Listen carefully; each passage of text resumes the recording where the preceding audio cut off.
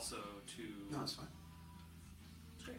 Hi guys, we're just going to start sharing some of this to some of our platforms. Just a sec. As soon as it says we're live. Oop, I heard something. That's just mine. Ooh, look at that. Are you live? Yep. There it is. Oh, look at that. All right, cool. Share now, public. Share the page.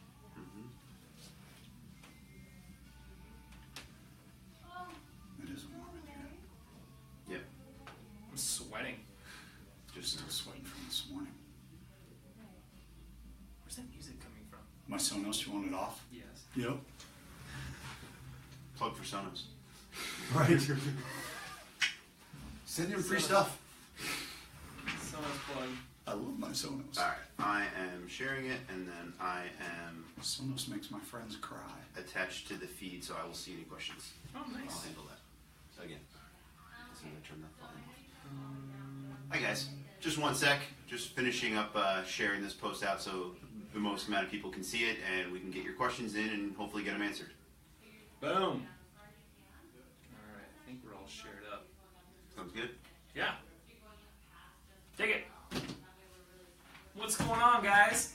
Here we are today at Dr. Ross's office, Seattle. Seattle? Seattle Chiropractic Seattle and Sports. Seattle Sports Chiropractic and Rehabilitation. A lot of you guys know He's Dr. running that Ross. Used to be the owner of Soto CrossFit, and he used to have his clinic over there. Now he's moved and everything's growing, and we're super excited. So we thought it'd be a great time to come over and talk 17.3 with not only a CrossFitter, but also someone who has experience in the medical field as far as bodies and all this fun stuff. So obviously 17.3 we now know is squat snatches and chest to bar pull-ups. So specifically, obviously, we talk a lot about recovery. We've talked about getting ready to do this 1, 2, 3, 4 times. Really what we're going to get into with this and talking with Mike is, let's say you've done this workout, how do we recover and how do we get ready and pre-workout? If you haven't done it, how do we prep for this workout, getting ready to do it again? And then some of the things to avoid doing before and after and all that stuff, body-wise. Because there's a lot of stuff out there that people hear and people jump on board a lot of different fads. So we want to talk about what things that we should be doing and some of the things we shouldn't be doing to get ready to do this one multiple times, right? Because I know I'm going to definitely do this one at least one more time. Just to go on the record, I beat Greg on this one finally. So Wow. He took off his hat. Yeah, it was great. And so that means that Greg will probably be redoing this one, which means he's probably going to end up beating me, which probably means I'm going to have to redo this one again, if not twice. I'm just going to leaderboard it. I'm just going to wait till Monday. I know he's waiting. I'm going to redo it before that. I'm going to put up a bigger number. That's just how it is. So we know there's a lot of you guys out there who like to do these workouts 2, 3, 4 times. Nobody does them 4 times. Nobody. Maybe 3. I bet you the first week when they extended the deadline, I bet you some nuts did it 4 times. That's nuts. Yeah. Yeah, that was Josh awful. tried it. That's from a medical standpoint, from a physiological standpoint. I would only stick to twice. Twice. Really. I mean, if you want to do 3, okay, it's your body, but twice. You cannot recover enough to do significantly better more than twice over a 3 or 4 day period. I mean, it is physiologically your risk to benefit ratio, because there's 2 more weeks left. Yeah. And yes, this is 17.3, but don't forget, there's 4, there's 5, but then there's also Monday, Tuesday, Wednesday, Thursday, Friday, because as great as CrossFit is, I don't really care how much you can snatch. Right. I care that you can play with your kids Monday evening. You can go out and have a drink with whoever and still get up the next morning and do what needs to be done. And so keeping that in perspective, I mean, it's great for me. Do it, please, 3 or 4 times. Job security, please. My teenagers need new shoes. I need new Lululemon shirts.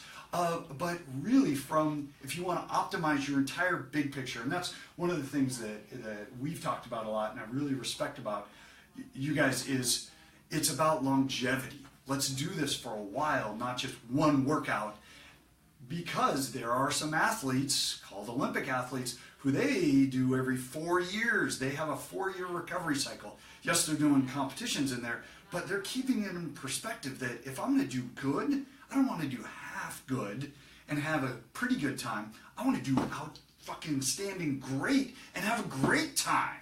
Once every 4 years. Once, yeah. Well, or once or That's twice. Once a week. Yes. Actually, I think that's the schedule that I'm on, is that once every 4 years I'm going to have an awesome open. Oh, nice. Yeah. Okay. Yeah. All right. I think this is I had a great open the first time I did it. Granted, there's only 60,000 people who did it, but a great finish that year. And then, so really next year is like my big year. That's your peak yeah, year. it's That's like, I'm still in recovery mode. Well, but also You're being an old man who's in recovery mode.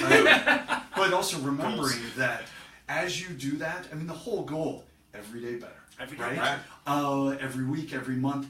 And so who did you compare yourself to in year one? Yourself. Yeah. And who are you going to compare yourself to this year? Maybe Greg. Greg. But yourself. And Becky Joe. Yes. And, yeah, Well, of course, yeah. Just quit with Becky Joe. Don't even try. So real quick, before we Yes. get any deeper into this, let's talk about Mike and who he is and Yeah. why we're talking to him today. Mike, what do you do? So I am the un-chiropractor sports chiropractor. While there's more and more of us out there, what I do is exercise rehab chiropractic, I guess, in a nutshell. Movement-based stuff. How do you move better? How do you move better for longer? Exercises, manual therapy. Yes, grade 5 mobilization of a joint complex has value, but more so, how do you tie all that in? A lot of it looks like exercise rehab, a lot of it looks like physical therapy, some of it looks like powerlifting, some of it looks like massage, some of it looks, all these kind of things. So that's what Dr. Carly Kazi and I, who I practice with, that's what we do here in our clinic, is all of the things in the toolbox to try and get people to be able to do the things they want to do and have fun. And to me, having fun is doing well, maybe not winning the Open, but I want to be proud of what I did. And also, like I alluded to, I want to be able to get up tomorrow morning and go watch volleyball with my daughter all day long and not be that old, broken down old man. Yeah. So that's essentially what I do. Yeah. We have an acupuncturist here. We have massage therapy that we really integrate with to include the entire everybody's toolbox. What do you got? Let's throw it in there. Let's see what happens. But must be, and this is where I have a little arguments with some people, must be validated by some literature, some data, not CrossFit Journal data, not Men's Health and Fitness, but true peer-reviewed data. Otherwise, I'm not going to just go willy-nilly and do some, not everyone wears aluminum foil hats because Greg Glassman says it's awesome. I don't think he does, but if he did, I'd need some data to back it up before I told my patients to do it. Yeah. Yeah. So I go head to head with things like foam rolling, which we talked about, yes. static stretching, stuff like that. There's a lack of evidence for it. Yeah. In fact, there's some evidence that says those type of things may impair your ability to do 17.3 twice or 3 times over the weekend. Sure. Or even worse, not just necessarily impair your ability to do them, but possibly put you in a position of getting injured. Yes. That's like the end of the Open for you, is getting injured. Like, yes. Most importantly, stay healthy during the Open. Yes. Right? Exactly. Yeah. Right. Yes. Stay out of my office. Stay out of his office. He doesn't want your good thing. He does want. I'm kind of busy right now, so maybe in the summer, injure yourself by doing something more fun. Go jump off a mountain. So if you guys have questions throughout this, we're going to talk about how to prepare for 17.3. We're going to talk about how to properly, what you do right afterwards for 17.3, shoulders, hips, knees, squatting, and those pull-ups. If you have any questions throughout this, just type them up. I'll see them. We'll ask. We'll get them answered. Yeah. Get them in. Boom. All right. Let's talk about how do we walk. What do we do when we walk into the gym and get ready for Walk in the gym. 17.3? What are we doing? We got shoulders and squats and pull-ups. Yes, warm up. Warm up. Warm up. Don't be afraid to be sweating. And I did notice, with running heats sometimes, everyone warms up, and then if I'm judging, I'm warming down. Technically, I'm kind of warming down. Physiologically, I'm not really warming down that much because I'm already 98.6 degrees. I've already been practicing. We've been practicing snatches all week, working on cycling, working on technique. Thank you very much, Greg. So you're warmed up physiologically, but neuromuscularly, are you still in quote unquote whatever your zone is? Are you ready? Or are you just gonna, spend 8, 12, 16, 20 minutes judging and then walk over and throw up 95 pounds? Mm-hmm. So re-warm up. When you're done judging, and even if, there's a lot going on with more people doing this, even if you have to say, hold on a sec, give me 30 seconds, I need to go over here and do just some deadlifts or some overhead squats with a blank bar. Make sure that you are sweating when you start. You're not going to waste anything you have. Okay. Make sure that your heart rate is up, your little sweat going, and you are ready when you do that first chest to bar pull-up or jumping pull-up. Great advice. I actually never knew that. I always thought like if I'm sweating, I'm starting to tap into some of those things that I'm going to want to have during the workout, and I'm like blowing it on the warm up. So, right, good advice. Well, and if it were going down next time for sure, sweat going. We do zero warm up when we do these on Thursday nights. Like, absolutely the bare minimum. This is terrible. Well, and if you were doing a long race, an endurance activity, a 30-minute or a 3-hour or whatever that we've done before. You might be worried about that, but really 8, 12, 16 minutes, you've got more than that in your tank. Mm-hmm. So you'd actually think of it more as you're hitting your power band. I mean, wouldn't it be great if you could just sprint through those 12, 16, 20 minutes instead of having to warm up on your chest to bar pull-ups. So it's more of a momentum type thing. Exactly, yeah, that's a great way to think of it, that you're already going, you're moving forward, get out of my way because I'm already going. Yeah, that makes sense. And physiologically, everything is. The big piece, like I said, we're already walking around at 98.6 degrees, plus or minus, so we're already kind of warmed up, and we went through the joint prep and the warm-up. It's that neuromuscular, are you tuned in? Is everything firing? And that's we'll talk about in a second, one of the most common reasons of injury that we're finding more and more, and the research is showing, is that it's not just that something's weak or something's whatever, it's that when you fire, you should be coordinated firing, proactively firing, not reactively, oh yeah, that kind of thing. That's where you get injured, is here comes a ball, rather than being ready to catch the ball. And that's, there again, going back to, here's a huge plug, I don't know if he knows I'm going to do this, this is a huge plug for the Olympic weightlifting stuff that Greg and Angie are doing.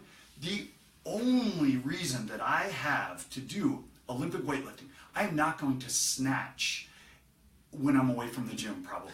I'm not. But what I am going to need is the thing that Olympic weightlifting does huge, is that neuromuscular coordination of firing. That is the biggest benefit of Olympic weightlifting, is neuromuscular coordination. Injury prevention, neuromuscular coordination, neuromuscular over and over and over. Then now I'm ready. I can do anything. If I can snatch 135, I can bend over and pick up that pencil without hurting my back because everything's firing. And appropriate plug. And appropriate plug, yes. From the early class. Very good. Cool. So we've got 17.3 coming up. We're getting there. We get warmed up. We do the workout. Yes. Anything else we should be doing before the workout besides? It's a pull and a press and a squat. Is there joint prep stuff? Yeah. Well, so I will say here again, before the workout, make sure it's all ramping you up. Foam rolling, static stretching, all of these kind of almost passive things, even though foam rolling may not feel that passive. All of those kind of passive modalities don't do before the warm-up or before the workout, during your warm-up, during your joint prep. What you want to do, and today's joint prep was great, some overhead stuff, some shoulder activation.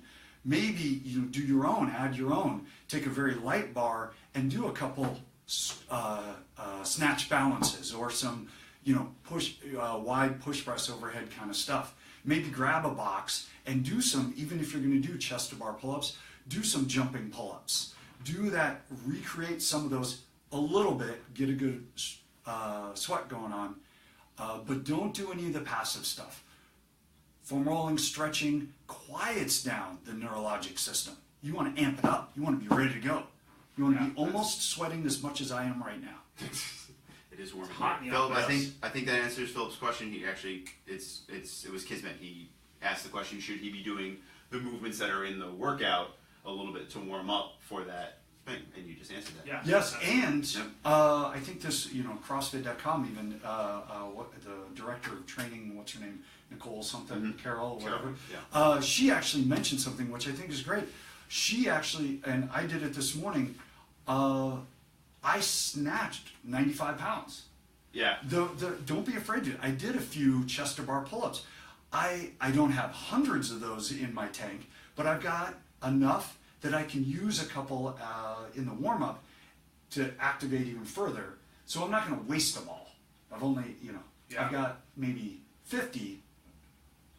Right, exactly. I can lose one or two on the warm-up. Yeah. Yeah. Okay. There's another question.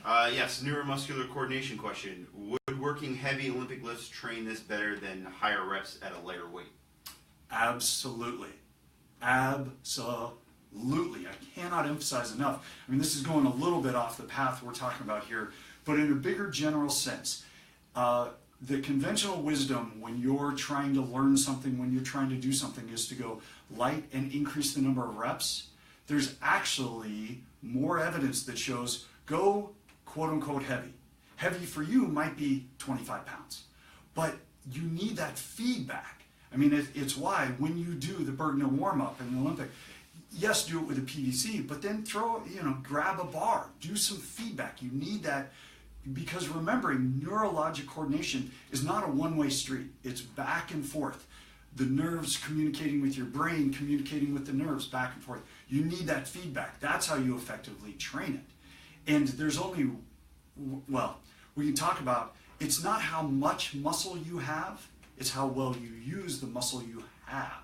So I can be, 100 pounds and use 90% of my muscle, whereas Darrick's 150 pounds, he's only using 60% of his muscle. So now you do the math, we're actually the same. I've got 90 pounds of active muscle, he's got, did I do my math right? Yeah, 90 pounds of active muscle, we're exactly the same, but I only weigh 100 pounds. Chinese weightlifters, anybody? Yeah. So that, you need that feedback, you need that strength, quote unquote strength, interaction with the movement. Yeah, cool. Great. So let's say we're going into the workout. We did 17.2 last week, right? Yes. We were doing toes to bar. Yes. Boom. Something happens, right? It hurts. We don't know if it's an injury, but something here. Boom. We're going into 17.3. Haven't seen a doctor about it, right? Obviously, our first inclination is going to say, make an appointment with Dr. Ross, but let's say we didn't. Right. Going into 17.3, what should we be thinking about?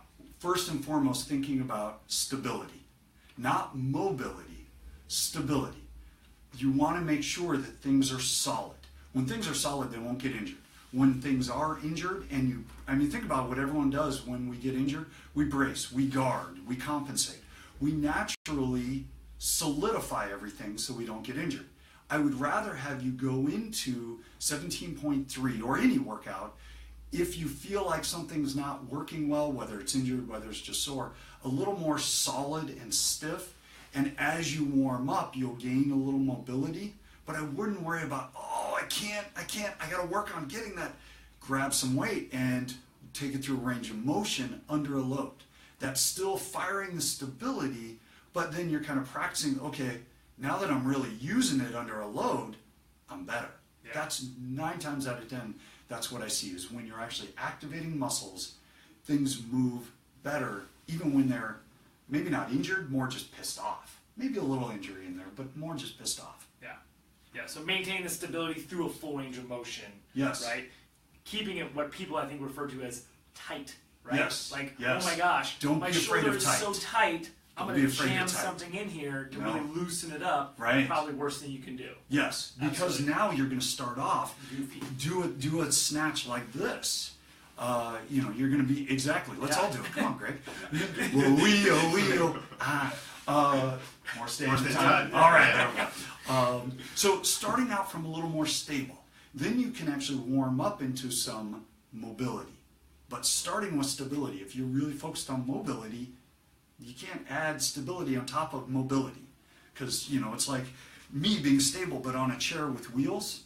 You need stability as the platform, and then from there I can do this better. Yeah, absolutely, 100%. I'll be publishing a book of my analogies soon. There we go. Dang it. Okay, cool. So we get through it. We're doing 17.3. Boom, boom, boom. Make it. PR my snatch. Big party. Yep. Right. After the workout. Right. Right. After you pick yourself up off the floor. After you pick yourself up off the floor. Wipe up your DNA. There's a scrub right, brush please. and everything. Go wash your ripped hands. Yes. Maybe we should talk about that. Pre-workout. What about hand stuff? Do you have anything for the hands? So Everybody likes a little hand stuff. yes, I will say a little plug for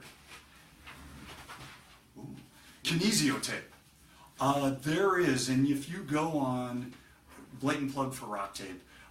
If you go on the Rock Tape site, and maybe later I'll post it and I'll tag you guys.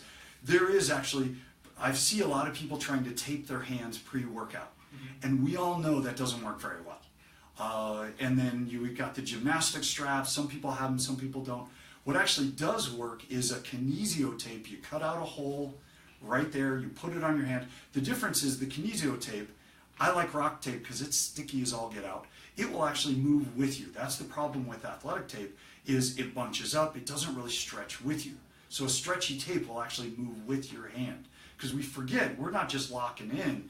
As you're doing those, your hand's opening, closing, and that's where it'll start to bunch up, and it's almost even worse. The other thing is, and this is way before, callus care. We all know, one of my favorites, I was just talking to Jeff the other day, I like the Dremel, smoothing them off. I'm not a big fan of cutting them off, peeling them off. The Dremel will kind of give you a little smoother, kind of nice and soft. I do the shave and the sandpaper. Oh yeah. Yeah. Yeah. Like it smooths them out. Nice. Yep. Pumice stone in the shower. Yes, Yeah. that's exactly. Yeah. All three of these are not so much digging it out or cutting it off. We're all talking about, smoothing off. Yeah. Yes. Because you want them because Yes. they provide that And then barrier. a nice lotion as well, Yeah. like a nice high quality, something that looks Something like moisturizing, bag just so they balm don't or dry out. something. Yeah, we depending. use Because Doc you use a lot of Sport chalk, products is great. then the more chalk Yeah. you use, the drier it's going to get. So More you want chances of that tear. to keep them moist. Yeah. That is an interesting thing that people have talked about. You look at people who tear their hands, a lot of times they have a lot of chalk. Yeah. A lot of chalk. And they're trying to use the chalk so that they don't tear their hands, but it's having the opposite effect. Yeah. A little bit is okay, a little bit or a lot of it, and it's worse than none. Yeah. Yeah. Yep. Chalk monsters. And clean up your chalk afterwards. Thank you. But I will. I will. I'm sure I'll either send a link to the Rock Tape, little video which shows how to do it, or else I'll do it here. It's basically just wrap it, put a hole, put it over your hand, and it stretches with you. I used to Yeah. do that Go all to their the time. Facebook page. Mike's gonna post a video of him doing that on their Facebook page Okay. Yeah. on Okay. Seattle Sports Chiropractic. And Rehab. rehabilitation. SSCR. So go to their Facebook page. We'll post a link to it, and he'll show you how to tape that with the Rock Tape product, which is great. So we did the workout, right? What's next? 2 rules. 1, eat well. Rule 2, refer back to Rule 1. Really, in all the research that's been done, all the cool fads, everything, the best thing to do post-workout, and actually there's 2 rules. It's eat well and respect the fact that you just took your body through a lot of range of motions that we don't practice enough. One of the biggest problems I've said with CrossFit kind of stuff is we don't do it often enough. We do it 45 minutes to an hour, 5, maybe 6 days a week if you're just aggro. But think about farmers, think about people who are active. They're constantly moving all day. They get up, they do chores, they do all this stuff. So you're doing stuff that we were kind of designed to do more throughout the day, but we're trying to pack it into 45 minutes to an hour. What do most of us do afterwards? We go back to our regularly scheduled programs, our regularly scheduled lives. If you're lucky enough to have a job like mine, where I'm on my feet all day doing stuff, I don't really have to worry about consciously reinforcing those positive behaviors that I did during the workout. I'm naturally squatting, pushing, pulling, squatting, lunging, twisting, flexing, extending throughout the day. But if you're leaving the workout, sitting in your car, going through traffic, going to work, sitting at your desk, entering Excel spreadsheets into or numbers into an Excel spreadsheet, that's the thing that you need to not do as much, especially post-workout. Because you think about, with good coaching and a good workout, you are reinforcing really good behaviors. I like the analogy of playing piano for an hour. You play piano for an hour and you play it well and you practice well. At the end of that hour, you're actually better at playing the piano than you were before you started. Same thing with a good, effective, well-coached, technique workout is at the end, your tissues are actually in a better shape, better range of motion, more activated neuromuscular activation, all that kind of stuff, than before you started. So at that point, there's nothing wrong with you. That is when you are your absolute most. You may feel like crap because you pushed it, and you may feel sore, you may feel tired, you may feel broken down, but broken down is not injured. Injured is, I was on the box, I fell off the box, and I broke my femur. That's injured. Or I overextended my arm and I tore my bicep muscle off. That's injured. Broken down is a natural physiologic process that happens after an effective workout or training session. Respect that. Reinforce what you just did. Throughout the day, get up more often if you have a desk job. Lunge a little bit. Maybe not, 225 overhead squats, but take steal a PVC stick. Replace it tomorrow with a new one from Home Depot. Buy your own. Or buy your own dowel. Buy your own PVC stick. And throughout the day, maybe do some PVC, a snatch balance or overhead squats. Range of motion after a workout is the best recovery, combined with nutrition. Nice. So you're saying after we're broken down, repeat the movements, get yourself moving in a similar fashion to what you just did in order to help you tackle it again sooner if you're going to do the same thing again sooner. That's exactly it. Because think about, if I break down tissue, we all know during a workout, or if you don't know, I'm going to tell you, during a workout, you're breaking down muscle fibers. And muscle fibers, when they contract and relax, actively relax that muscle, increase the range of motion, eccentric contractions or concentric contractions, either one, all that fancy jargon. Muscles, they're fibers that interact. Well, during a workout, you're actually breaking those down. So in order for them to heal well, you want to teach them to heal well. You want to reinforce that behavior. So actively taking them through a range of motion will train them to now, look, I can do this better. If you go and you sit at your desk, your hip flexors, your shoulder internal rotators, they'll heal in that position. So now I'm healing into this position. This is what I'm reinforcing my muscles to do. That's where then now my range of motion is decreased, my neuromuscular coordination is decreased because everything's bad. Then I go try and do stuff and then injury happens. Workouts don't cause injury. It's what we do afterwards that doesn't reinforce the goodness that causes injuries. Short of getting hit by a truck or lightning or all that kind of stuff. Yeah, true. Which is why post-workout, here again, you don't need to foam roll. You don't need to stretch. Stretch after a workout, that tells me that your workout was not a very good workout. It was not effective at taking you through a full range of motion. Now, some workouts like snatch and chest to bar pull-ups are very specific to two endeavors. They're not getting all the movement patterns. That's why Darrick and Greg take so much time putting in warm-ups, joint preps, running out to the corner and back, all those kind of things to get everything moving. Then you really work on this piece today. And then tomorrow you work on this piece and that piece. So all of these movements you're reinforcing. So then after the workout, you want to just keep doing that, keep reinforcing those. Yeah, that's great. What are some things, we obviously... I'm sorry, I'm going to interrupt because I started that little on stretching. So after a workout, if you need to stretch something, it tells me you didn't train it during the workout or the workout over the last few days. And that's why, we've always said, I'm sorry, but this is going to sound a lot like a plug for Darrick, Greg, the programming, but it is. So we don't do the same thing every day. You don't go in and do back and by, chest and try, back and by, chest and try. snatch, squat, lunge, push-pull. So over a period of time, you're going to train all of those movements. If you still need to stretch after workout, then you should have done more of those movements earlier in the week or in today's workout. Like playing the piano. You don't need to stretch your fingers after you play the piano. You've just been stretching them for an hour. Yeah. Constantly varied. Yes, constantly varied. Yeah. Yes, not random, but varied. True. Cool. Facts. Yeah. Yeah, absolutely. So you were saying? Yeah, so I mean, I think, so post-workout, we know something like that we should be starting to get into what we kind of refer to as active recovery, Yes, right? very Going much through so. the motions that we've done Yes. before. Get that PVC pipe, let's do some presses, let's do some overhead squats. Things to avoid, obviously, static stretching we've talked about. We see a lot of people, and I think in this CrossFit thing, people jumped on board of the lacrosse balls, the foam rolling. Tell us about why you think that got latched on, and then why we should really not be doing that, and Right. how that is going to, if you're going to do it tonight, if you jump on a foam roller, what could happen to you possibly doing it again on Saturday or Right. Sunday? Yes. What is that? What's going on there, and what's this whole foam rolling phenomenon? Right.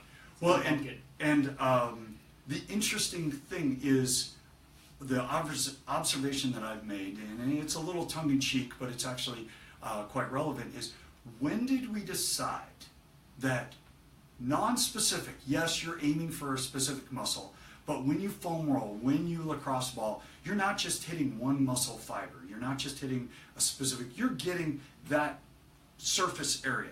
When did we decide that non-specific blunt force trauma to a muscle or tissue was a good thing? What that does is you're actually putting that blunt force trauma onto that tissue, and very mildly what the research is showing is you're doing two things. You're damaging the tissue. Why don't you just take a meat tenderizer and beat the living snot out of your IT band if you feel like it's too tight? Well, nobody would ever do that because, that's bad for you. I'm going to hit you with a bat, but that's exactly the same thing that's occurring when you're just rolling on that and, if it hurts, it feels so good. Well, that's the second piece is the more you do that, the more that stimulus quiets down. So you're actually or improving your tolerance to a noxious stimulus. So now these receptors in my IT band, in my pec, in my glute, in my wherever, they're actually so used to being beat up on that when they actually do get beat up on in a normal way, we'll talk about that in a sec, they don't respond anymore. You've shut them off. So let's say part of my thought is, if I beat the heck out of my pec, I can get my arm from here, I can get it back to here. Well, why do I want my arm way back there if I'm going to try and get 135 overhead? I want it here. I want to be able to have that feedback with my muscle that says, this is your solid place, Ross. This is floppy. Everybody, let's all do the bird again. That kind of stuff. That was Great.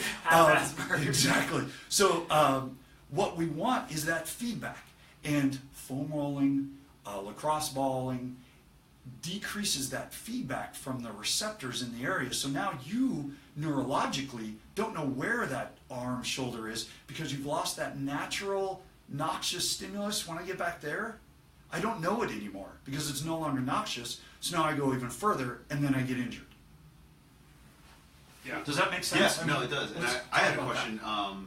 So I think when people foam roll and when people, especially with lacrosse ball, they try to simulate kind of the effect that you get with the ART. With these guys. With his thumbs that Yes. everybody complains about.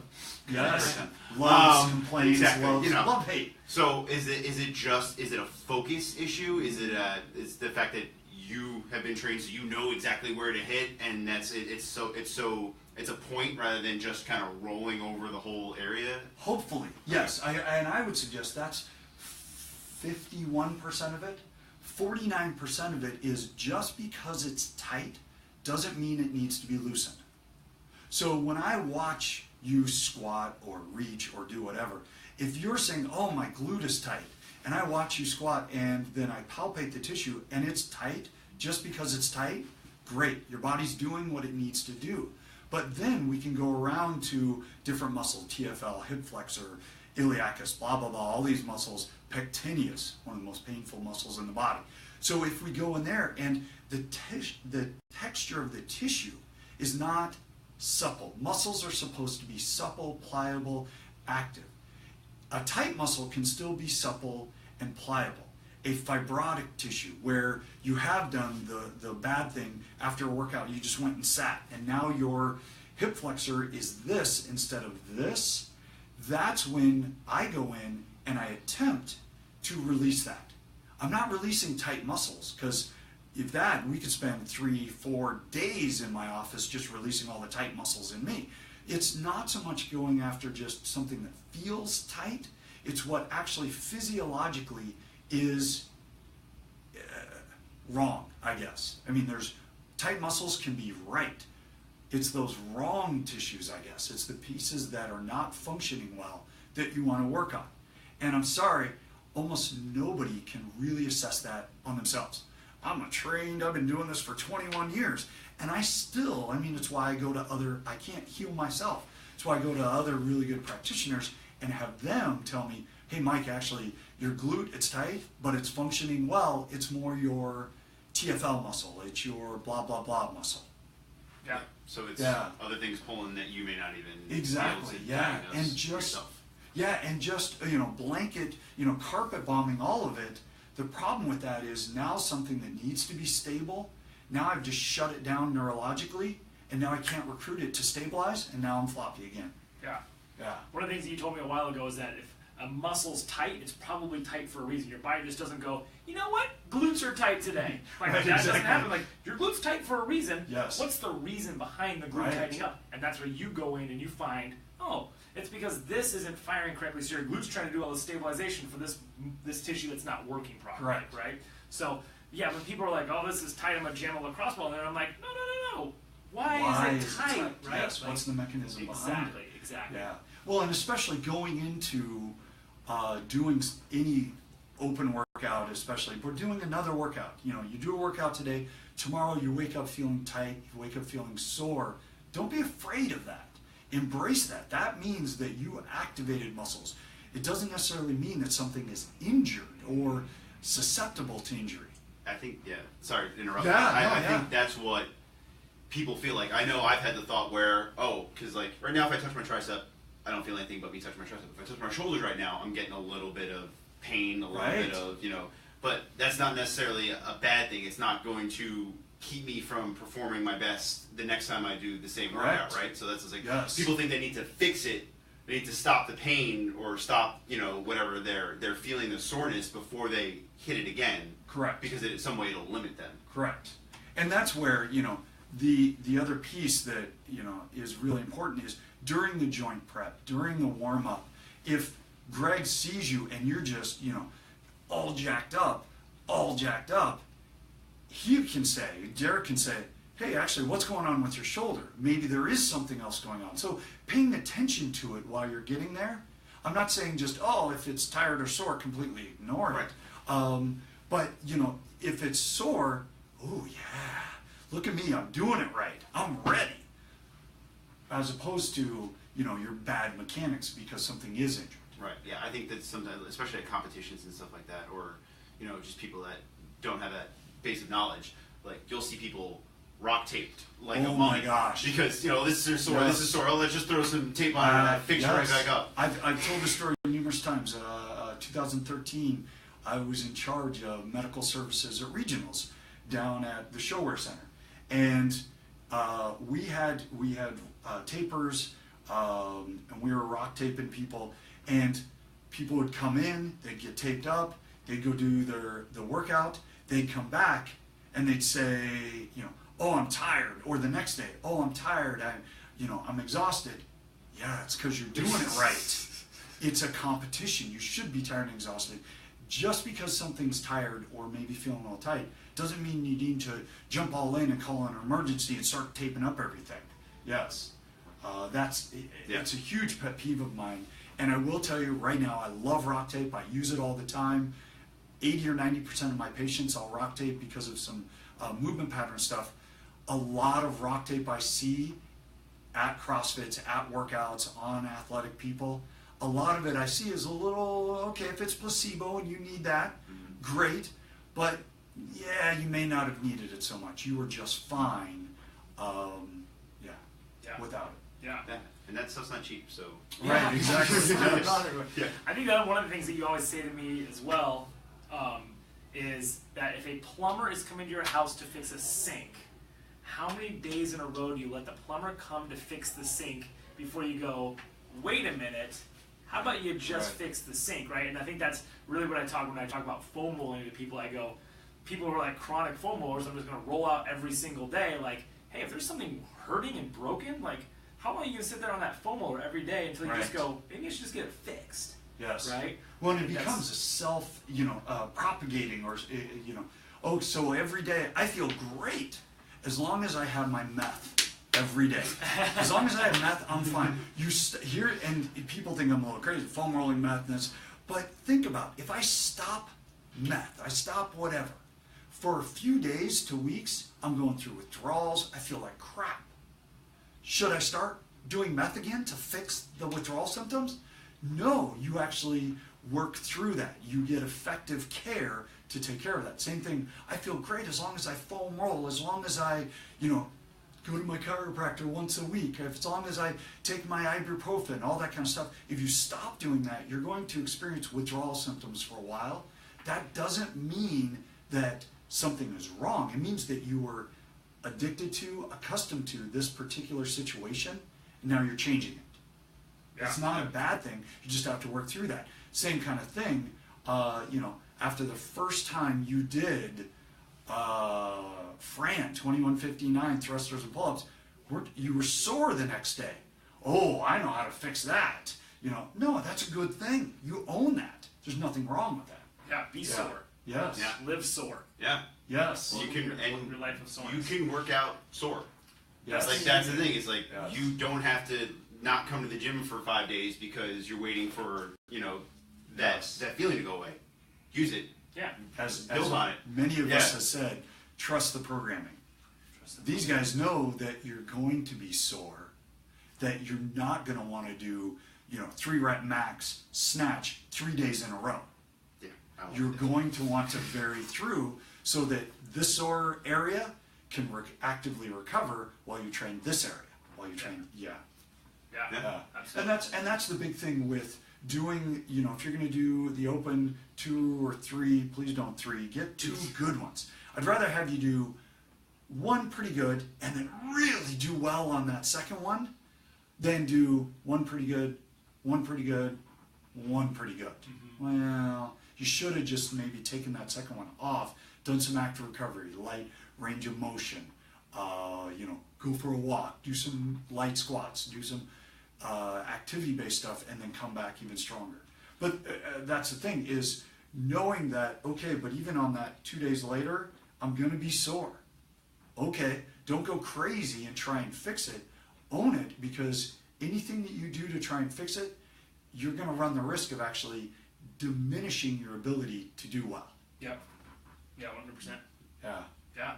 Cool. So that's kind of, we have anything else we want to add for A, CrossFit in general, B, 17.3, getting people ready to do this one a couple times? Well, unfortunately, it's too late now. I mean, we have done, and this is where it's a good testament, this year is a good testament or a good testimony for next year now maybe I understand why we did this stuff leading up to here.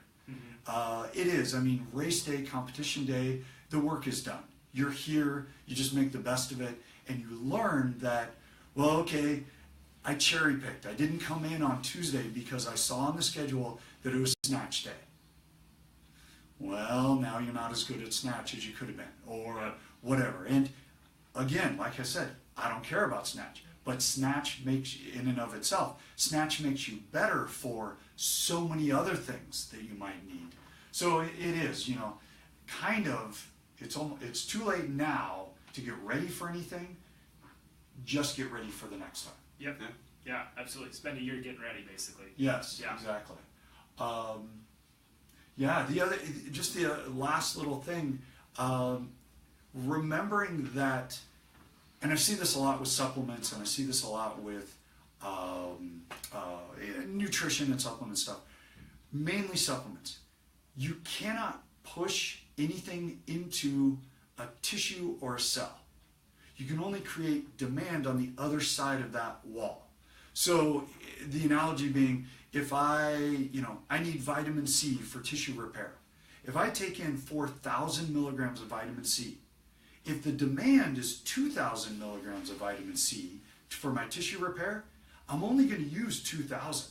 I'm not going to continue to push. You can't, it's like my analogy is pushing spaghetti through a strainer. You can't push spaghetti through, but you can take the strainer around and suck a piece of spaghetti through. And that's what your muscles and tissues do, is they actually create the demand for things you actually need.